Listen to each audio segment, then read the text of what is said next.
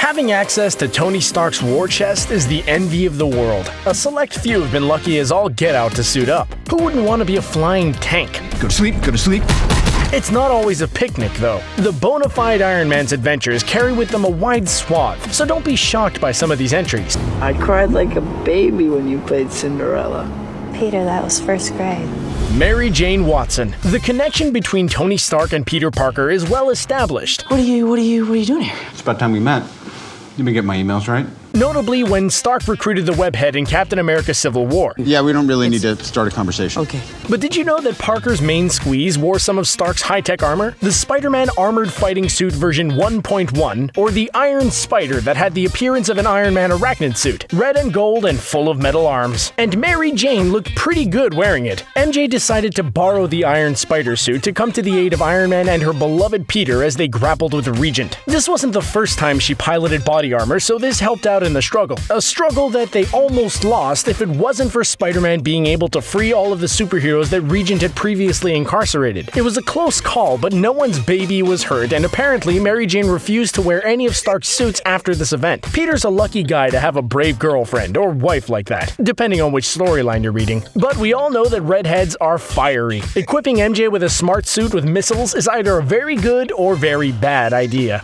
I need you to wear a surgical mask until you're feeling better. Is that okay? That's rude. Pepper Potts. Personal assistant, love interest, whatever. What is that? You're wearing this in the house now? It seems that being close to Tony Stark lands you in the hot seat of one of his high-tech suits. We know exactly what pushes Tony's buttons, and being beautiful sure can fast-track this inevitability. Pepper and Stark's intimate relationship has come to the forefront in Marvel's cinematic last two Iron Man movies. Although her heart favored Happy Hogan in the franchise's storied pulp page tales. They got married and adopted children, making a family. But alas, they were later to divorce. It seems that her relationship with Tony Stark is longer lasting. A testament to this was in Taipei when Ezekiel Shane attacked them and Pepper was almost mortally wounded. Similar to Iron Man's origin story, she received shrapnel close to her ticker. This was a launching point to her wearing Stark's suits, and Stark proved that diamonds aren't forever. The Mark 1616 suit dulls that jewel's luster. We guess it's more out of his affection for her that he wants to give her the ultimate protection. In 2009's The Invincible Iron Man No. 10, Dark Reign, she wore the rescue armor to save civilians and take on powerful foes. And we can't forget in Iron Man 3, a modular suit assembled around Pepper during some tense moments in the film. Oh, what are we dealing with here?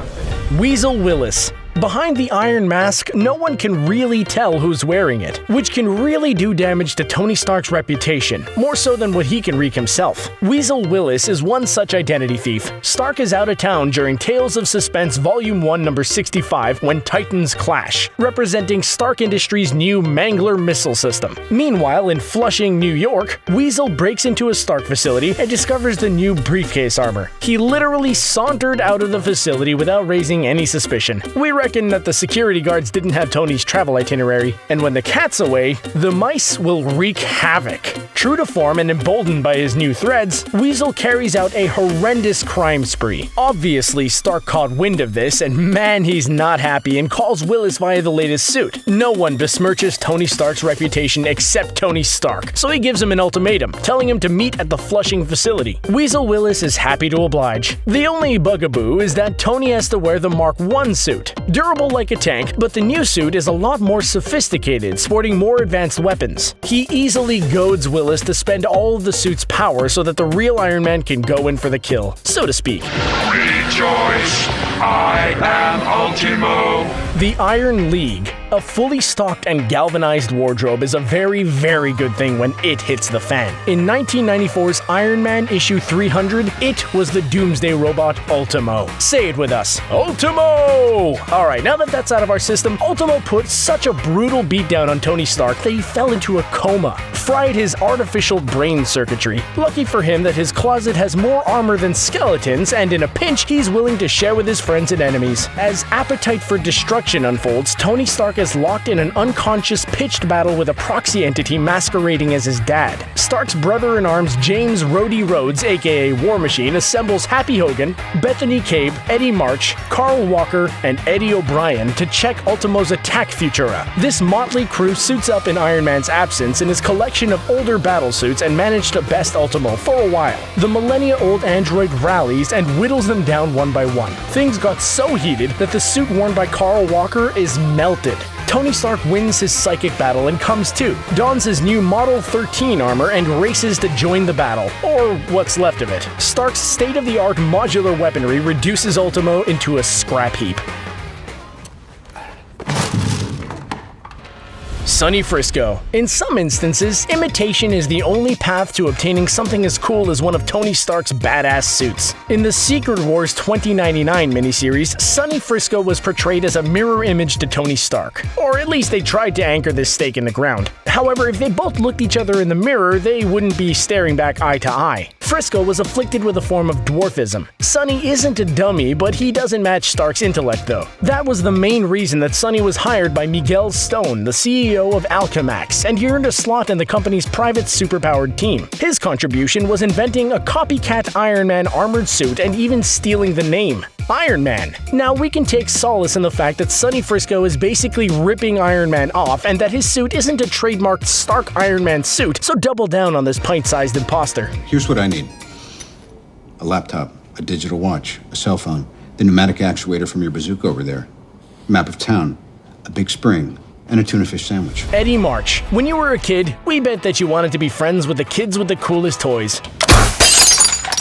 Being buddy-buddy with Stark is the biggest score of them all. Eddie March, a champion boxer from humble beginnings, hung up his gloves due to a medical issue, and the medical bills were eating his savings. Going broke, his old sparring partner Happy Hogan lands him a job at Stark Industries. Good career move because he earned Tony's trust, learning that he's Iron Man, and earned Stark's stand-in slot when needed. Stark needed a reprieve for the sake of his heart, so he gave Eddie a crash course in operating the body armor. When Eddie subbed for Stark, he took on the likes of the Crimson Dynamo, Dr. Spectrum, also known as Obatu, and they both bested him in these face-offs. However, March's participation earned him the gift of an Iron Man suit. Cha-ching! However, Eddie didn't count on becoming the second freak. In an altercation with Thor, Stark activated the Innervator to subdue his friend before real harm came to March. Well, that backfired. Eddie was transformed into the monstrous freak. Stark in his armor defused the situation by knocking him out.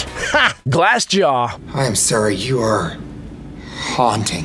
Deadpool. You thought that we would have pinned Deadpool to the pole position, but we thought that we'd chill a bit on his recent accolades. He's still the best. Of course, Wilson's being invited to all the swank parties, including whooping it up with Tony Stark. In 2016, he got on the guest list as the party raged. 3 sheets to the wind, Deadpool nags Stark for the keys to his suit so he can take it out for a spin. In the case of Deadpool's friendly persuasion, this denoted clubbing Tony over the head with a bottle. While the unconscious Stark saw some Z's, Deadpool absconds with his suit. Deadpool continues the party above the city. Public service announcement: don't drink and fly. Although Deadpool doesn't live by our legal code. During his high-flying adventure, he thwarts an armored truck theft and prevents a nuclear meltdown at a local energy plant. Deadpool never fails at being the life of the party. But after this stunt, he'd find himself in the doghouse or tossed to the curb. Either option, maybe this joyride was good enough as a one-off. Deadpool needs boundaries, as having his super regenerative body encased in impervious armor might make him a bit more brash than he already is. Sorry, son. Look, just give me a chance. Steve Rogers. Captain America's influence on the established Marvel history arc is well established in comics and cinematic blockbusters. He would still help in bringing home the win in World War II, but not as Captain America. In the What If series edition Bullet Points, Steve Rogers' destiny is rewritten. Bullet Points poses the question, what if Steve Rogers didn't undergo Dr. Abraham Erskine's super soldier experimentation? And the writer, J. Michael Straczynski, threw an ever greater curveball when a German spy kills him and Peter Parker's Uncle Ben. The domino effect results in mothballing Project Rebirth and greenlighting Project Iron Man. In this topsy-turvy world, Steve Rogers is admitted into Project Iron Man, but he has to wear the suit for keeps. The project dictates that he has to be fused to the suit. That's gotta be uncomfortable. But as Rogers knows, no pain, no gain. The throes of World War II sucks Rogers into the conflict, and as expected, he helps defeat the Nazi war machine. Even stranger to this weird litany is how Parker turns into the Hulk and subsequently kills him. This What If edition proposes some wacky but entertaining distractions of a parallel Captain America lifeline. Lesson 1. Never take your eye off.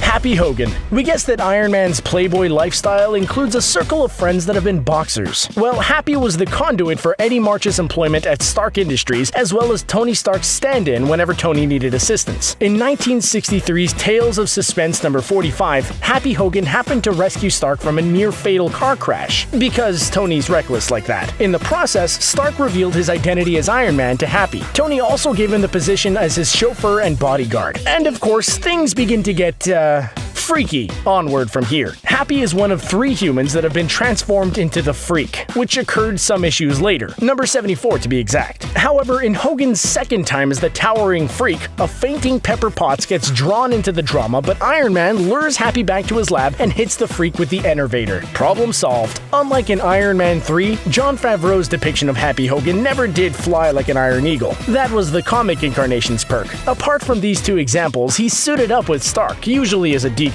We're not picky though. If any of us fumbled into this career path, we wouldn't complain to being Stark's second stringer. It's so hard for me to believe that she's someone's aunt. Yeah, well, they come in all shapes and sizes, you know.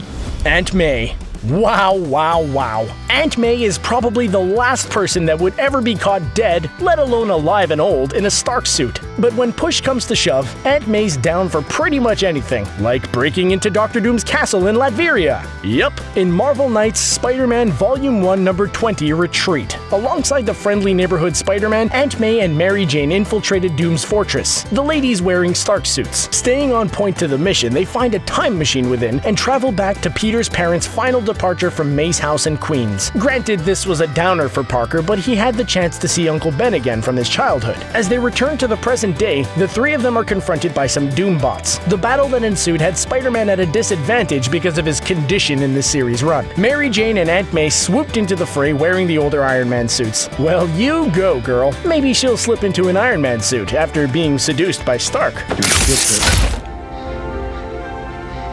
Don't tell Aunt May. Or take Parker's suit out for a spin. I have successfully privatized world peace.